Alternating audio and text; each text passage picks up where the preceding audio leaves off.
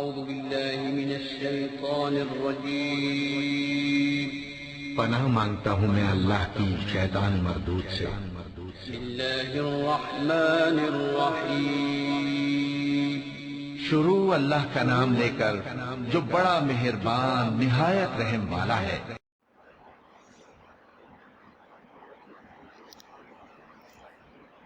اعوذ باللہ من الشیطان الرجیم بسم اللہ الرحمن الرحیم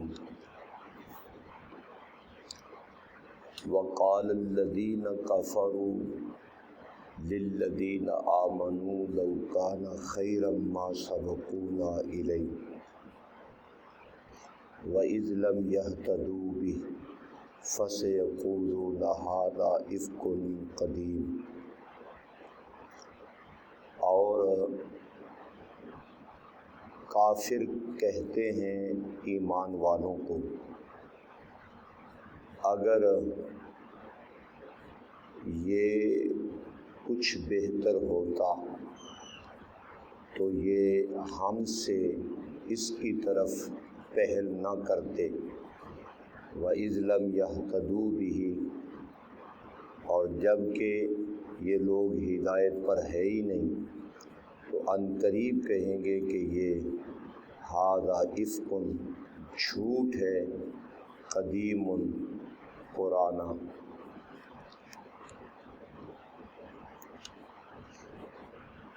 اسلام کی توفیق اللہ کریم جس کو چاہتے ہیں عطا فرماتے ہیں۔ اس میں نہ دولت شرط ہے، نہ مال شرط ہے، نہ حسب نسب شرط ہے۔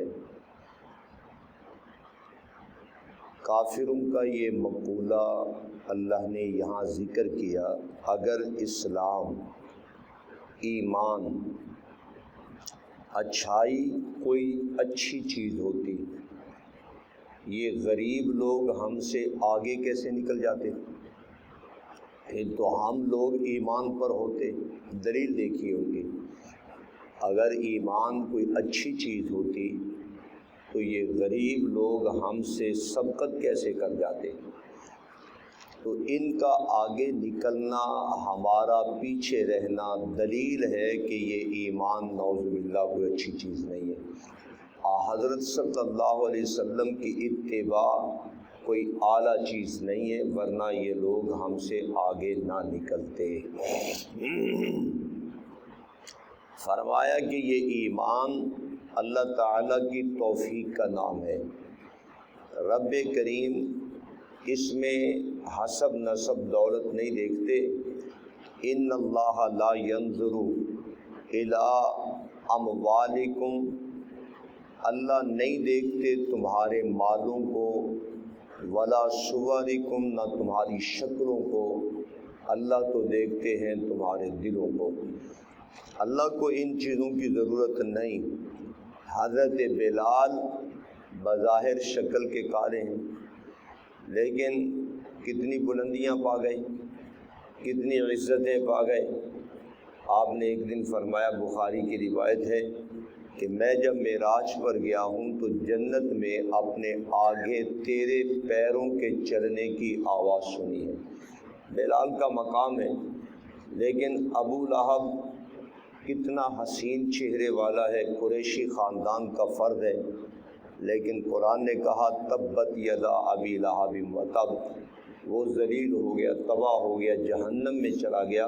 خاندانی حسب نسب تو ابو لہب کے پاس تھا، خاندانی حسب نسب کا مالک تو وہ ہے، لیکن وہ بات جو رسول اللہ نے فرمائی ہے کہ رب کریم کسی کی شکل اور صورت اور حسب کو نہیں دیکھتے۔ اگر آپ دیکھیں مال کے اعتبار سے، دولت کے اعتبار سے اصحاب صفہ کیا تھے؟ وہ لوگ کیا تھے؟ اصحاب صفہ جو پیغمبر اسلام صلی اللہ علیہ وسلم کے پاس مسجد نبوی میں ہی رہتے تھے، کئی دنوں کا کھانا میسر نہیں تھا، اور صحیح طریقے سے جسم پر اتارنے کے لیے کپڑے بھی نہیں تھے۔ ایک ہی کپڑے کو یہاں گردن پر باندھتے اور اسی کو اسی کے لیے اسی کے ساتھ سطر ڈھانکتے اور جسم چھپاتے، اس طرح کر کے بیچارے نماز بھی پڑھتے۔ تو لیکن کہاں پہنچے اصحاب صفہ، کتنا مقام پایا انہوں نے۔ حضرت صلی اللہ علیہ وسلم نے فرمایا کہ لوگوں، اگر تم مجھے مدینہ طیبہ میں تلاش کرو اور میں نہ ملوں تو مجھے ان کمزوروں میں اور غریبوں میں تلاش کر لیا کرو، میں انہی کا حصہ ہوں، انہی میں رہتا ہوں، انہی میں آ کر مجھے ڈھونڈ لیا کرو۔ اور فرمایا ایک دن اے اللہ میرا تو جی چاہتا ہے کہ میں مسکین ہی دنیا سے جاؤں اور قیامت کے دن انہی مسکینوں کے ساتھ اٹھایا جاؤں۔ اتنا شرف پا گئے، اتنا مقام پا گئے۔ عاص بن وائل اتنا دولت مند آدمی، اتنا پیسے والا شخص، اور کتنے کتنے، ولید بن مغیرہ، ابو لہب، ابو طالب، ابو جہل، عتبہ، شائبہ، بڑے بڑے مالدار، لیکن کہاں جہنم میں وہ دھکیلے گئے، جہنم میں پھینک دیے گئے۔ تو یہ اللہ کی توفیق کا نام ہے ایمان۔ اللہ جس کو بھی توفیق عطا فرما دے، رب العالمین جس کو یہ حصہ نصیب فرما دے، یہ اسی انسان کے اپنی ذاتی کمال نہیں ہے، اس میں یاد رکھیے۔ حضرت یوسف علیہ السلام کا یہ جملہ قرآن پاک ذکر کرتا ہے، جب جیل میں تشریف لے گئے اور جیل میں جا کر اور جیل میں قیدیوں کو جا کر جب مسئلہ سمجھایا، اس میں فرمایا کہ اے جیل کے قیدیوں، میرے ساتھیوں، میں اور میرا خاندان ابراہیم ہے، حضرت اسحاق ہیں، یعقوب ہیں علیہ الصلاۃ والسلام، یہ سارا میرا خاندان ہے۔ ہم سبھی لوگ توحید پر قائم ہیں، ہم نے کبھی شرک نہیں کیا، ہم شرک کے کبھی قریب بھی نہیں گئے۔ فرمایا کہ واتبعت ملت آباء ابراہیم و اسحاق و یعقوب ما کان لنا ان نشرک باللہ من شیء، ہم نے اللہ کی ذات میں، صفات میں کبھی کسی کو شریک نہیں ٹھہرایا۔ آگے فرمایا ہم سب کا موحد ہونا، توحید پر قائم رہنا، یہ ہمارا کوئی کمال نہیں۔ ذالک من فضل اللہ علینا، یہ اللہ کا فضل ہے ہم پر، یہ اللہ تعالیٰ کی رحمت ہے کہ اس نے ہمیں توحید کی توفیق عطا فرما رکھی ہے۔ یہ اللہ تعالیٰ کا فضل ہے، جس کو اللہ تعالیٰ توحید کی معرفت اور پہچان عطا فرما دے، اس میں بندے کا کوئی کمال نہیں ہے۔ فرمایا یہ جو غریبوں کو پسند ہی نہیں کرتے، نبی پاک صلی اللہ علیہ وسلم، یہاں سے یہ بات بھی سمجھ آ گئی کہ دین میں پیش قدمی کرنے والا طبقہ ہمیشہ غریبوں کا ہوتا ہے، امیروں کو اس کے ساتھ کوئی تعلق نہیں ہے، اور وہ تو عجیب ہی طرح کا ایمان رکھتے ہیں، لیکن اصل ایماندار طبقہ کن کا ہوتا ہے؟ غریب لوگوں کا ہوتا ہے۔ غریب لوگ ایمان میں، نبی پاک علیہ السلام نے فرمایا کہ یہ اسلام تھا جو ابتداءً بھی غریب تھا، یعنی اوپرا بنا ہوا تھا، اور فرمایا کہ آخر میں بھی یہ غریب ہو جائے گا اور یہ اوپرا بن جائے گا۔ جس وقت حضرت ابو سفیان رضی اللہ تعالی عنہ گئے ہجرت کر کے، حضرت ابو سفیان ان لوگوں کے پیچھے یعنی ایک مقام پہ پہنچے، ہرقل بادشاہ نے، اور اس نے جب ان کو یہ خبر ملی کہ عرب کی دنیا میں ایک بندے نے نبوت کا دعویٰ کیا ہے، ابو سفیان ابھی تک مسلمان نہیں ہوئے تھے، اس نے کہا کہ عرب کا کوئی قبیلہ قافلہ اگر کاروباری نیت سے یہاں آیا ہے تو اس کو بلاؤ۔ ابو سفیان فرماتے ہیں ہم لوگ تجارت کی غرض سے وہاں گئے تھے، یہ ابھی تک مسلمان نہیں ہوئے تھے۔ فرمایا کہ ہمیں اس نے بٹھایا اور امام الانبیاء کے بارے میں مجھ سے کچھ سوالات کیے، اور میں ایک سوال یہ کیا کہ یہ بتا، اس نے جو دعوی نبوت کیا ہے اور وہ تمہارے خاندان کا بندہ ہے، یہ بتا کہ اس کو قبول کرنے والے لوگ مالدار ہیں یا غریب ہیں؟ یہ بادشاہ تھا ہرقل، صاحب روم تھا، اس زمانہ میں یہ سپر پاور بنا ہوا تھا، یہ بتا کہ حضرت صلی اللہ علیہ وسلم کی اتباع کرنے والے غریب ہیں یا امیر ہیں؟ ابو سفیان نے کہا کہ غریب لوگ ہیں جو پیش رفت کر رہے ہیں۔ اور بعد میں جب نتیجے کے طور پر اس نے بات کہی نا، اس نے کہا کہ میں نے تجھ سے 9-10 سوال کیے، ان میں ایک سوال یہ بھی تھا کہ بتا کہ غریب لوگوں نے کلمہ پڑھا ہے یا امیروں نے؟ تو نے کہا غریبوں نے پڑھا ہے۔ تو فرمایا کہ ایمان اسی چیز کا نام ہے کہ غریب لوگ پیش قدمی کرتے ہیں، غریب لوگ زیادہ تر ایمان کی طرف آتے ہیں۔ اس وجہ سے امام الانبیاء نے کیا فرمایا علیہ الصلوۃ والسلام نے کہ قیامت کے دن جس وقت تمہارا حساب ہوگا، غریب آدمی ایمان والا اور وہ 500 سال پہلے امیر آدمی ایمان والے سے جنت میں چلا جائے گا۔ پیارے پیغمبر علیہ الصلوۃ والسلام نے فرمایا، قرآن پاک میں بھی موجود ہے، حضرت نوح علیہ الصلوۃ والسلام کا تذکرہ۔ حضرت نوح علیہ الصلوۃ والسلام کی قوم کے جو امراء تھے، مالدار تھے، ایک دن وہ حضرت نوح علیہ الصلوۃ والسلام سے کہنے لگے، اے نوح، ایک بات ہے کہ ہم یہ دیکھتے ہیں کہ ما نراک اتبعک الا الذین هم اراذلنا بادی الرأی، بادی الرأی، کہ ہم یہ دیکھتے ہیں کہ تیرا جو تابع دار طبقہ ہے، جو تیرے پیچھے چلنے والا طبقہ ہے، وہ اراذلنا، ہم میں نیچی قوم کا طبقہ ہے، اور بادی الرأی، اور بے عقل طبقہ ہے، سادہ طبقہ ہے، غریبوں کا طبقہ ہے۔ اور ایک مقام پہ اگر ایک مقام پہ کہنے لگے، اے نوح، اگر آپ یہ چاہتے ہیں، اگر آپ کا یہ نظریہ ہے کہ ہم کلمہ اسلام پڑھیں، تو پھر ایسے کر، ان غریبوں کو سائڈ پہ کر، ہم ان کے ساتھ بیٹھنا پسند نہیں کرتے۔ حضرت نوح علیہ السلام نے فرمایا، خبردار، یہ تو اللہ تعالیٰ کی توفیق ہے، جس کو مل جائے، یہ کام میں نہیں کر سکتا ہوں۔ اور اسی قسم کا مطالبہ مشرکین عرب نے پیارے پیغمبر سے بھی کیا تھا۔ حضرت سے کہنے لگے کہ دیکھو، ہم چودھری ہیں، مالدار ہیں، پیسے والے لوگ ہیں، ہم ان غریبوں کے ساتھ بیٹھنا اپنی حد تک سمجھتے ہیں، اگر آپ کا خیال ہے ہم کوئی بات سمجھیں تو آپ ہمیں علیحدگی کے اندر ٹائم دیں، ہمیں علیحدہ واعظ و نصیحت کریں، ان کے ساتھ واعظ و نصیحت کرنا ہمیں پسند نہیں ہے۔ نبی مکرم علیہ الصلوۃ والسلام نے سوچا، اگر یہ بات کہ بھئی الگ ہو کر ہمیں بات کرو، اگر میں ان کو علیحدگی میں گفتگو کر دوں، ممکن ہے کہ ان میں لوگ مسلمان ہو جائیں۔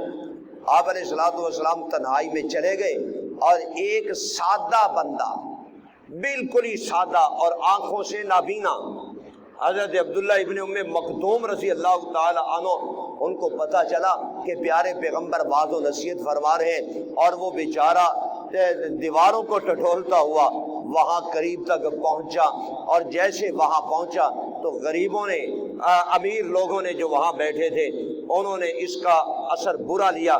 امام الانبیاء صلی اللہ تعالی علیہ وسلم نے اپنا چہرہ ابدل جب پھیر کر دیکھا تو پیارے پیغمبر کو بھی پریشانی ہوئی کہ اس کو کچھ لمحے کے لیے ٹھہراؤ کرنا چاہیے تھا۔ جب یہ باتیں ہوئیں، امام الانبیاء نے بھی اندر اندر سے کچھ محسوس کیا۔ اللہ نے اسی وقت قرآن کی آیت نازل فرمائی، آباسا وتولی ان جاءہ الاعمی، فرمایا کہ آباسا وتولی، تیوری چڑھائی اور منہ پھیر لیا اس پر کہ ان جاءہ الاعمی، ایک اندھا غریب بندہ آ گیا تھا۔ ما یدریک لعلہ یزکا، اے میرے محبوب تجھے کیا پتا کہ شاید کہ وہ اپنے آپ کو سنوارنے کے لیے آیا تھا، او یذکرو، یا وہ سوچتا سمجھتا، فتنفعہ ذکرہ، اور یہ سوچنا سمجھنا اس کو کام اور فائدہ دے دیتا۔ فرمایا میرا پیغمبر آپ نے تیوری کیوں چڑھائی اس غریب آدمی پر اور اس اندھے آدمی پر آنے پر؟ اے میرا پیغمبر وہ تو سمجھنا چاہتا تھا، اور جو نہیں سمجھنا چاہتے آپ ان کے پاس بیٹھے ہیں۔ فرمایا میرا پاک پیغمبر آپ تیوری نہ چڑھائیں۔ اللہ تعالیٰ نے وہیں تنبیہ فرما دی، فرمایا یہ غریب لوگ ہیں، ان کو اپنے سے جدا نہ کرو، یہ تو ہمارے محبوب لوگ ہیں۔ پیارے پیغمبر صلی اللہ تعالی علیہ وسلم، جرحد نامی، غالباً جرحد نام ہے اس کا، ایک صحابی تھا، بڑا غریب تھا اور انتہائی سادہ تھا، وہ دیہات سے آیا کرتا تھا حضرت صلی اللہ تعالی علیہ وسلم کے پاس۔ تو دیہات کے کچھ تحفے، سبزیاں، اس طرح کی کوئی سادہ سادہ چیزیں رسول اللہ کے لیے لے آیا کرتا۔ ایک دن آپ علیہ الصلوۃ والسلام کو تحفے دے کر باقی ماندہ سبزیاں وہ بازار میں جا کر کھڑے ہو کر بیچنے لگ گیا۔ پیارے پیغمبر علیہ الصلوۃ والسلام تشریف لائے، ادھر سے گزرے، دیکھا کہ یہ میرا سادہ سا صحابی کھڑا ہے، چہرہ ادھر کو، توجہ ادھر کو۔ آپ علیہ الصلوۃ والسلام آہستہ آہستہ پاؤں کے ساتھ وہاں قریب پہنچے۔ آپ نے اپنے ہاتھ مبارک جا کر اس کی آنکھوں پہ پیچھے سے آ کر یوں کر کے رکھ دیے۔ وہ بیچارہ ڈر گیا، خوف زدہ ہو گیا۔ اب وہ الجھتے ہوئے کہتے ہیں چھوڑ، کون ہے میرے پیچھے، چھوڑ۔ بیچارہ ڈر گیا، مدینہ کے رہنے والا نہیں تھا۔ آندر سمجھ گئے کہ یہ خوف زدہ ہو گیا۔ نبی مکرم علیہ الصلوۃ والسلام نے اپنے ہاتھ کے نیچے والی انگلیوں کو اٹھایا تاکہ یہ بندہ کن آنکھوں کے ساتھ دیکھ لے کہ پیچھے کون کھڑا ہے۔ جب اس نے کن آنکھوں کے ساتھ دیکھا کہ میرے پیچھے تو آقا دو عالم کھڑے ہیں، سید الورا احمد مجتبی حضرت جناب محمد الرسول اللہ صلی اللہ تعالی علیہ وسلم کھڑے ہیں، تو اس نے پہلے تو خوف زدگی کے عالم میں تھا، اب وہ محبت کے عالم میں ہے۔ اس نے اپنی کمر امام الانبیاء کے سینے کے ساتھ رگڑنا شروع کر دی۔ آپ کے سینے کے ساتھ رگڑ رہا ہے اور امام الانبیاء کی زبان پاک سے جملہ ہے، اور اس غلام کی قیمت کوئی ہے ادا کرنے والا؟ کون ادا کرے گا اس غلام کی قیمت؟ کہتا ہے یا رسول اللہ کس غلام کی بات کرتے ہو؟ یہ غلام تو ٹکے کا بھی نہیں ہے، انتہائی غریب ہے، کوئی باوقار نہیں ہے۔ آقا دو عالم صلی اللہ علیہ وسلم نے فرمایا کہ جرحت تیرا مقام اتنا ہے، اتنا ہے، اور دنیا مل کر بھی تیری قیمت ادا نہیں کر سکتی۔ تو اللہ رسول کا متبع ہے، پیارے پیغمبر صلی اللہ علیہ وسلم کے پیچھے چلنے والا ہے، تو غریبوں کا بڑا مقام ہے، غریبوں کو نیچا نہیں سمجھنا چاہیے۔ اور فرمایا پیارے پیغمبر صلی اللہ تعالی علیہ وسلم نے لعلک ترزق بہ، ایک یہ بخاری کی حدیث ہے، حضرت سعد ابن ابی وقاص سے کہا تھا اے سعد اگر غریب نہ ہوتا، دنیا میں غریب نہ ہوتا، تجھے رزق نہ ملتا، اگر تجھے رزق مل رہا ہے تو اللہ تعالیٰ ان غریبوں کی وجہ سے تجھے عطا کر رہا ہے، یہ بہت بڑی نعمت ہے۔ انہوں نے کہا اگر ایمان اسلام کوئی کام کی چیز ہے تو یہ غریب آگے کیوں بڑھتا؟ ہم آگے بڑھتے، یہ کیوں آگے بڑھتا؟ اللہ تعالیٰ نے فرمایا کہ یہ لوگ ہدایت پر ہی نہیں ہیں تو یہ اس طرح کی حرکتیں کر کیا رہے؟ ایمان تو میری توفیق کا نام ہے، ایمان تو میری قرب کا نام ہے، اور جس کو چاہتا ہوں میں عطا کر دیتا ہوں، اور ایمان اس کو ملتا ہے جس کے دل میں تکبر نہیں ہوتا، جس کے دل میں بڑائی نہیں ہوتی، جس کے دل میں میں زبان پہ نہیں آتا، اللہ ایمان اس کو عطا کرتا ہے۔ اور جو پہلے سے بڑائی رکھتا ہو اللہ اس کو ایمان کی دولت عطا نہیں کرتا۔ اور کائنات میں جتنی بھی دولتیں رب کریم نے رکھی ہیں سب سے اعلیٰ دولت ہے ایمان کی، ایمان کی دولت سب سے اعلیٰ دولت ہے، اس سے بڑھ کر کوئی دولت نہیں ہے۔ یہ مقام دیکھیے قرآن پاک کا، یہ 11واں پارہ ہے، اس میں ایک جملہ اللہ رب العالمین ارشاد فرما رہے ہیں۔ سورۃ یونس کے اندر اللہ کریم فرماتے ہیں، فرمایا کہ اے پیغمبر کائنات صلی اللہ تعالی علیہ وسلم یہ بات لوگوں تک پہنچائیے، ان کو یہ بات کہہ دیجئے یا ایھا الناس قد جاءتکم موعظۃ من ربکم وشفاء لما فی الصدور، اے لوگو تمہارے پاس ایک وسیع نصیحت آ گئی ہے تمہارے رب کی طرف سے، اور نیری شفا ہے، لما فی الصدور یہ شفا سینوں کے اندر موجود ہر بیماری کو ختم کر دیتی ہے، وہدا نیری ہدایت ہے اور نیری رحمت ہے للمؤمنین ایمان والوں کے لیے، قل کہہ دیجئے بفضل اللہ وبرحمتہ، اور یہ اللہ تعالیٰ کا فضل اور اللہ تعالیٰ کی مہربانی، فبذالک اسی پر فلیفرحوا ایمان والوں کو خوش ہونا چاہیے۔ اللہ نے جو ایمان دے دیا اور اللہ تعالیٰ نے جو ان کو اسلام بخش دیا، قرآن پاک عطا کر دیا، یہ بہت بڑی نعمت اور فضل الہی ہے، ان پر ایمان والوں کو خوش رہنا چاہیے۔ وَهُوَ خَيْرٌ مِّمَّا يَجْمَعُونَ، اور دنیا کی جتنی دولتیں یہ لوگ جمع کرتے ہیں ان ساری دولتوں میں یہ دولت سب سے اعلیٰ ہے، اس سے بڑھ کر کوئی دولت نہیں ہے جس کو ایمان مل جائے، ایمان ساری دولتوں سے اعلیٰ دولت ہے۔ قرآن پاک ساری دولتوں سے اعلیٰ دولت ہے، اسلام ساری دولتوں سے اعلیٰ دولت ہے۔ اس ایمان کا وزن کائنات کے ساری کائنات کو اکٹھا کیا جائے، اس ایمان کے وزن کے مقابلے میں کسی کا وزن نہیں آ سکتا۔ حدیث مسلم کی موجود ہے کہ پیارے پیغمبر صلی اللہ تعالیٰ علیہ وسلم فرماتے ہیں قیامت کے دن ایک گنہگار مجرم آدمی کو بلایا جائے گا اور اس کے 99 دفتر تحد نظر جرموں کے پھیلا دیے جائیں گے، تحد نظر جہاں تک نظر جا رہی ہے 99 دفتر پھیلا دیے جائیں گے، اور پھر ان کو ترازو کے پلے میں لا کے رکھا جائے گا، اور اللہ کریم فرمائیں گے وہ پرزہ ٹکڑا کاغذ کا وہ بھی لا کے دوسرے پلہ میں رکھا جائے، اور اس کاغذ کے ٹکڑے کو 99 دفتروں کے ساتھ تولا جائے۔ اب فرمایا کہ تولا جا رہا ہے، وہ بندہ سمجھتا ہے میرے ساتھ مخول ہو رہا ہے، لیکن فرمایا کہ ہم مخول نہیں کیا کرتے۔ جب تولا گیا، پیارے پیغمبر فرماتے ہیں وہ ترازو میں یعنی اس ترازو کا وہ پلہ بھاری ہو گیا کہ جس میں وہ کاغذ کا معمولی سا پرزہ پڑا ہوا تھا، اور فرمایا کہ اللہ کریم اس میں ہے کیا کہ سب سے یہ غالب ہو گیا، سب سے یہ بھاری ہو گیا۔ تو فرمایا پیغمبر کائنات میں اس میں لکھا ہوا تھا لا الہ الا اللہ۔ یہ وزنی چیز ہے، کل کائنات سے زیادہ وزنی رب کا نام ہے، اللہ کی چیز نہیں ہے۔ ساری کائنات کو ایک پلہ میں رکھ دیا جائے اور اللہ کے نام کو ایک پلہ میں رکھ دیا جائے تو جو پلہ اللہ کے نام والا ہے وہ بھاری ہو جائے گا۔ تو میرا عزیز یہ ایمان سب سے بڑی دولت ہے، اللہ کریم جس کو چاہتے ہیں یہ عطا فرما دیتے ہیں۔ الحمدللہ رب العالمین، السلام علیکم محمد وآلہ وصحبہ اجمعین۔ یا اللہ ایمان کامل عطا فرما، یا اللہ ایمان کامل عطا کر دینے کے بعد ہمیں استقامت علی الایمان نصیب فرما، خاتمہ علی الایمان عطا فرما۔ صلی اللہ تعالی خیر خلقہ محمد وآلہ وسلم۔